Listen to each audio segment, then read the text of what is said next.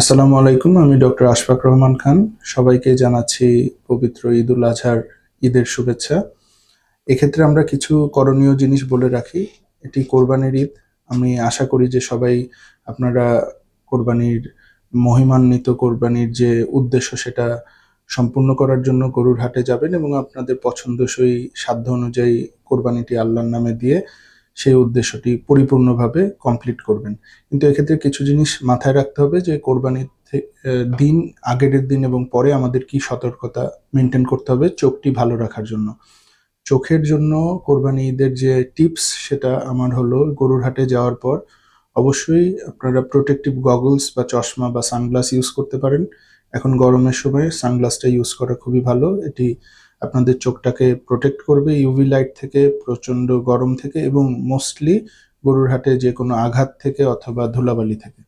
দ্বিতীয়ত হচ্ছে, চোখের যদি কোনো ধরনেরই আঘাত পান সেটা অবহেলা করার দরকার নাই বা কোনো কারণ নাই। ইমার্জেন্সি বেসিসে আমাদের সরকারি হাসপাতালগুলা এবং অনেক প্রাইভেট চেম্বারই খোলা থাকবে চোখের চিকিৎসার জন্য। সেখানে অতি সত্বর যোগাযোগ করবেন। এটি অবহেলার কারণে আপনার দৃষ্টি হারানোর মতো সমস্যা হতে পারে।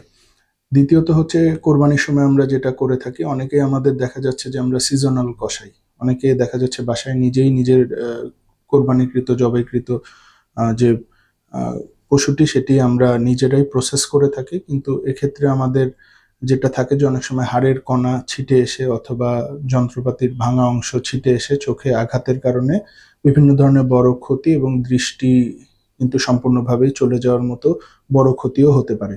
সেক্ষেত্রে অবশ্যই এই কাটাকাটির ক্ষেত্রে আপনারা প্রোটেক্টিভ গগলস ইউজ করতে পারেন। যারা চশমা ব্যবহার করেন অবশ্যই চশমা সহই কাজটি করবেন এবং এক্ষেত্রে খুবই সাবধানতা বজায় রাখবেন। আর সর্বোপরি একটি আমাদের যেটা টিপস থাকবে যে যে কোনো চোখের সমস্যা, সেটা লাল হলেও, পানি পড়লে, কোনো আঘাত পেলে এই কোরবানির সময় অবশ্যই আপনারা ডাক্তারের শরণাপন্ন হয়ে প্রপার ওয়েতে ঠিক চিকিৎসাটি নেবেন। ভালো থাকুন, সুস্থ থাকুন।